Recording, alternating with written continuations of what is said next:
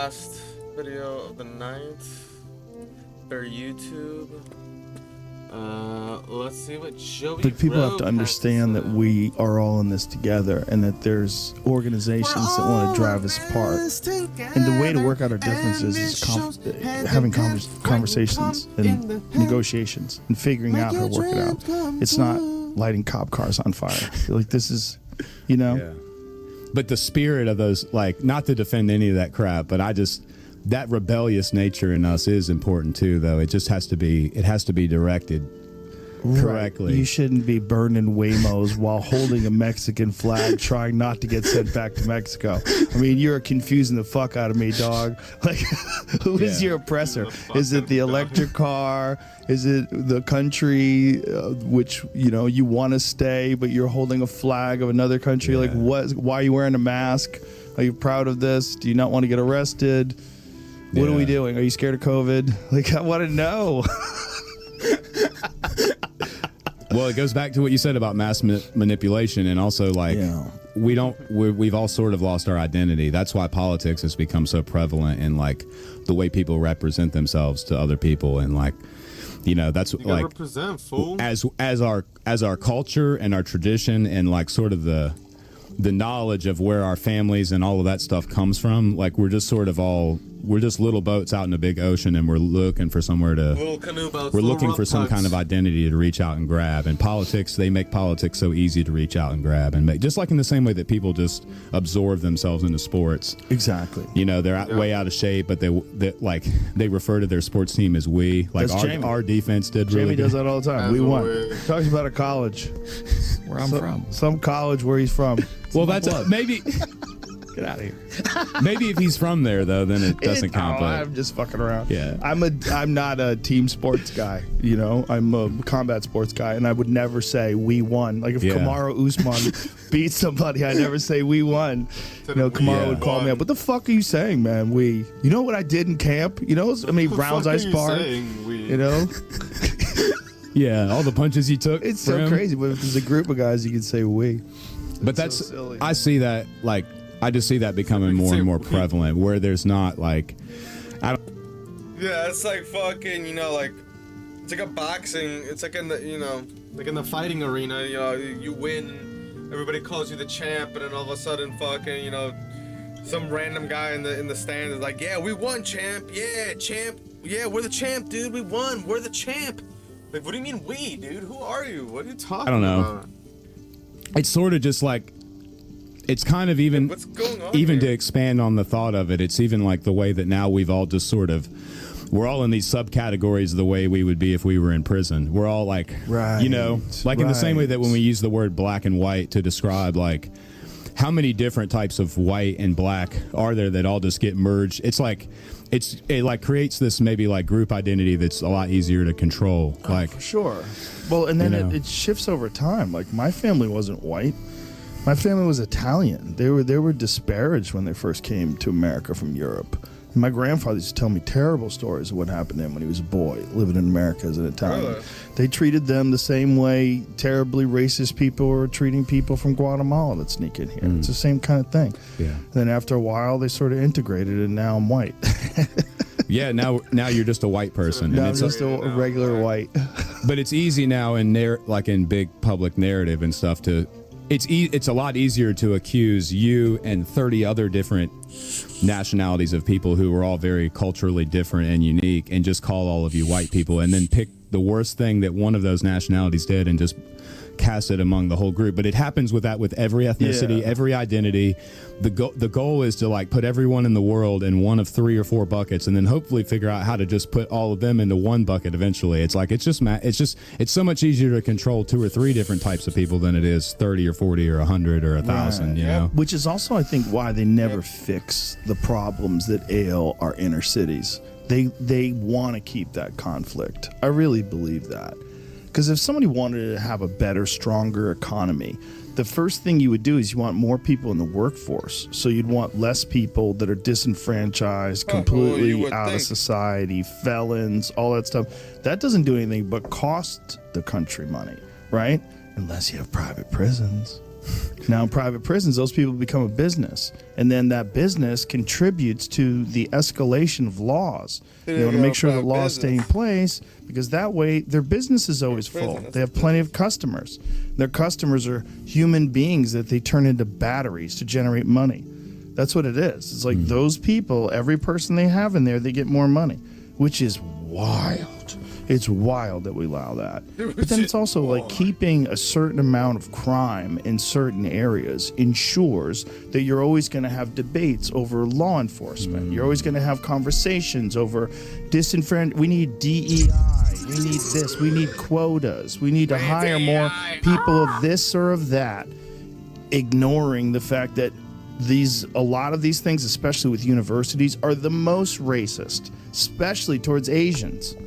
They're racist as fuck towards Asians. There's lawsuits about it. Harvard, is that still going on, the Harvard lawsuit? Towards Asians. Where they specifically made their application process, like the whole acceptance process, more difficult for Asians because they were kicking too much ass. They had too many Asian people that were willing to fucking work their ass off, study 12 hours a day, get straight A's. They're like, man, there's too many of these folks. We got to make it tougher. What did they do to make it more difficult specifically? They attached a bunch of things. I believe the argument is they attached a bunch of things like social stuff. Like, how much do you engage in, activism? How often are you involved in, social activities on campus?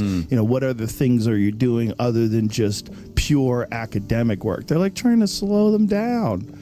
They're literally trying to slow them down. Yeah, that's another great example too. Like even just that they can blanket Asian like that as such a. Right. Like it's Indian, it's Chinese. There's a lot of, but yeah, people that come from a hard place are willing to work hard. That's the difference. And the problem with meritocracy is that some motherfuckers will go for it. And if you get a whole country of people going for it, that gets scary for the people that just want to take naps. It's the same psychology that goes in, like in a lot of the smaller Appalachian towns, like where we recorded was really close to Bramwell, West Virginia. But if you look at if you look at Bramwell, West Virginia, and their recent political history, like the last mayor they had, she embezzled money from the town, and there was like, and this isn't a very small town, so government corruption exists like everywhere, and it almost is like maybe in those big cities. I understand definitely that I think things are intentionally neglected, like to create chaos and to create this, like you said, this need for more resources and more.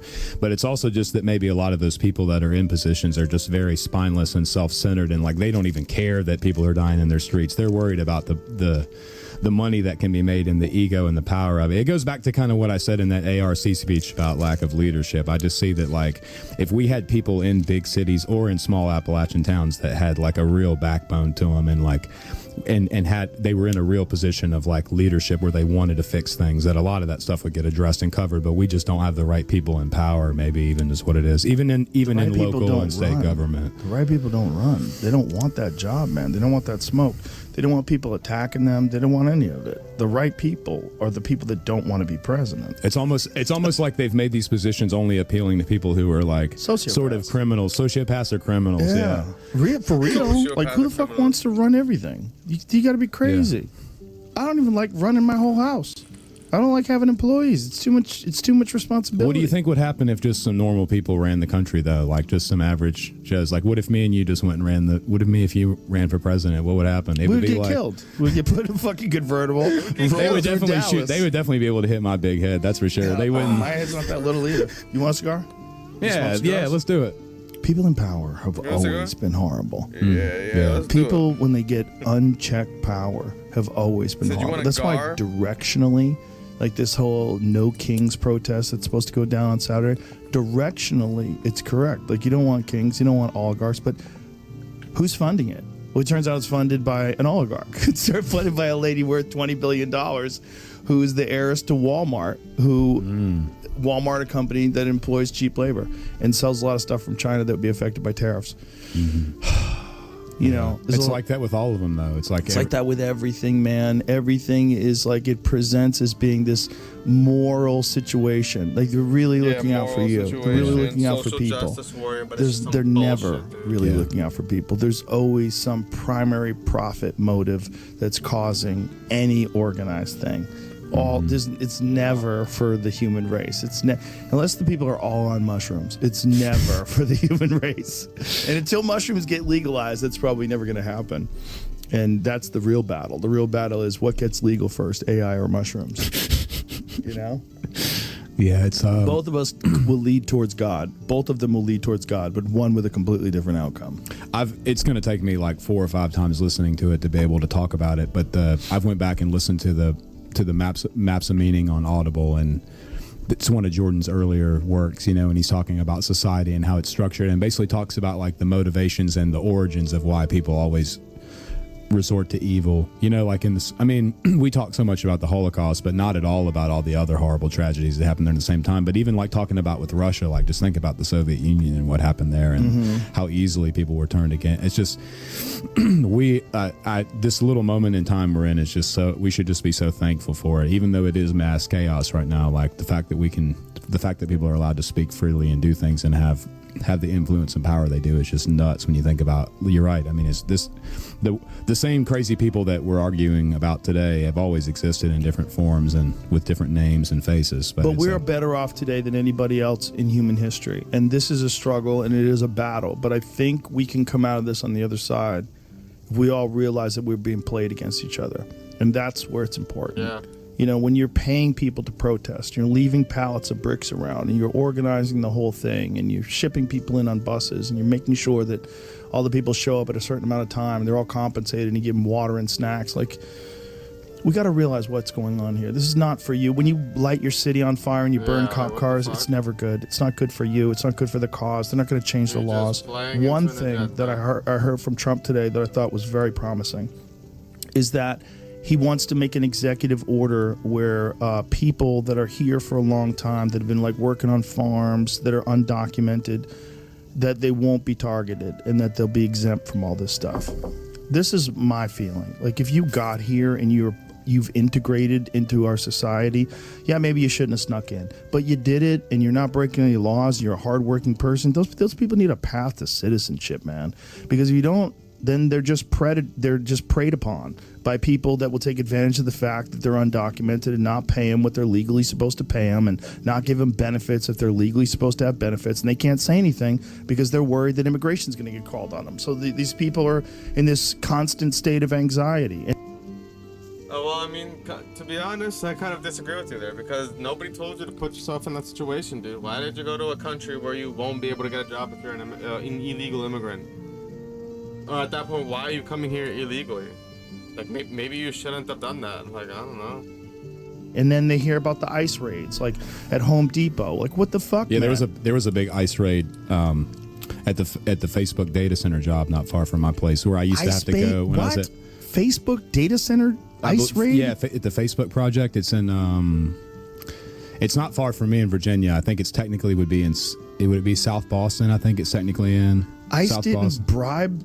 Or Facebook didn't bribe ICE. There's Facebook. I would have fucking bought ICE some new cars. There's a big job a big job site that I used to have to go on that's in the southern part of Virginia, like not far from North Carolina. And somebody was sending me pictures there from the other day, but they had a big ICE raid, and there was dudes like running through people were just escaping the job, like running. Dude, look at this shit, bro. This shit literally looks like some World War Z shit, bro. This literally looks like a zombie apocalypse. Oh my god. Away from the job and stuff is nuts, but why? Like gang members, yes. Criminals, yes. This why? Like, I think, as crazy as it sounds, the only way to do this and look like you have a heart is evaluate people on a case-by-case basis. When you're looking at all this crazy shit right now with Doge and the uncovering of USAID and this dismantling of this bizarre left-wing ecosystem that's pretty much manufactured, like what do you see is going to happen with the rest of the country? I mean, look, there are a lot of people who did not vote for Trump. You know, he won, and yes, he won every swing state, and he saying that there's a lot is a bit it's more of like a minority. Country's a lot of people. Yeah, it's a lot of people. So, and I'm not sure how many of them. I wonder how many. So, I have a couple questions. How many people didn't vote for Trump and wanted to and are secretly glad he won? I bet there's a pretty significant number of those people who either didn't vote or didn't vote for him but wanted him to win anyway. Ari says that. Ari says that New York City is like relaxed. Yeah. It's like everybody was relaxed after the election. Like even the liberals are like, whew. Yeah, thank God. They were like, woo. Yeah, like, thank you, God, you saved me from myself. Yeah, exactly. Because God doing for us what we can't do for ourselves. Yeah, so there's that, I wonder. But then I do wonder how many of the people are, what I worry about is how much mental, this is where I get mad at the media for presenting this like, this is Hitler. We're having it notched up to 11 for the past 8 years. And now you've got this, because he was put in, it's almost like that energy has been transferred to Elon now. Because now, do you see the Elon protests? They're protesting Elon. They're literally standing out there with signs that say, arrest Elon Musk. Listen, I guarantee it's organized. I guarantee it's organized by the same people that are going to lose a shitload of money based on all these discoveries at Doge. There's no way they're not. If you look at what Doge is uncovering, what they're uncovering with this USAID stuff, a lot of that stuff was organizing through NGOs protests. They organized the attempt at getting Trump impeached. I thought you were going to say killed. They organized like, the impeachment. That's come out. They also spent, USAID spent $50 million on the lab that invented coronavirus. Right. Yeah, there's a lot of money that's like involved. Bullshit. That's what I mean. Like, these people don't want democracy, dude. They just want it to be their way. It's either their way or their highway. Like, bro, you literally had a Democratic vote, and you fucking lost. And now you're like butthurt about it, and you're trying to change the outcome, like by force. Like, Involved in this not working. And when you have a lot of money involved, you're going to have organized protest. When you see protests, we all want to think protests like the 1960s. Yeah, fight the war, man. It's like organic, like peace, love, and hippie shit. But that's not what this is. What this is organized, funded protests where someone is spending a lot of money and they're mobilizing other NGOs. They're using their access to these mailing lists and all these different things. They're putting these things together. Yeah, but do you think that the average liberal person, do you think that they're going to wake up and come around? Or do you think that they're going to be in like agony for 4 years and be... What if it works? Like, what if the world gets safer, the country gets safer, the economy improves, and they don't attack civil rights, women's rights, gay rights, all these things that everybody's worried about. And then at the end of it, you realize like, hey, maybe I was wrong. I mean, that's my question though. Are they capable of that kind of self-reflection? If you... Well, we're saying they as if it's like one different, like one kind of person. No, I mean... There's so many different people in they. Agreed. I mean, when I say they, I mean people who have bought into the idea that this person is going to make everything worse and we're going to slip into a fascist technocracy. Some of them. Some of them are going to slip right into it. Some of them are going to wake up and come around. You know, it's a test. It's a test of character. It's a test of objectivity. It's a test of introspection.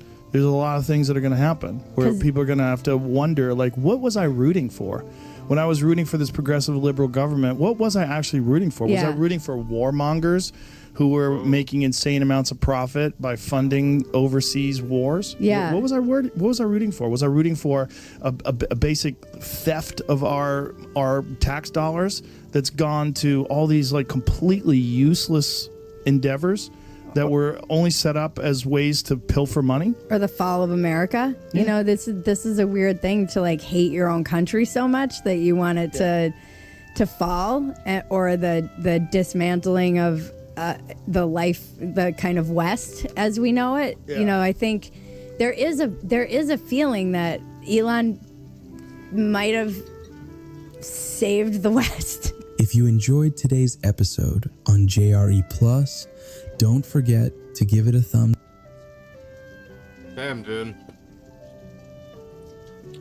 That's crazy. I just don't know how people would be thinking like that, to be honest. Like all this propaganda and brainwashing, dude. Like, you'd think with all this technology and shit, people would just be able to, you know, not fall for this shit, but I don't know, man. Anyways, this video has been long enough. Hope you guys like this shit. Make sure to leave a like, comment, and subscribe. Check out Joey Rogue's channel. And make sure to leave a like, comment on my Twitch, Kick, and YouTube. Yeah. See you guys.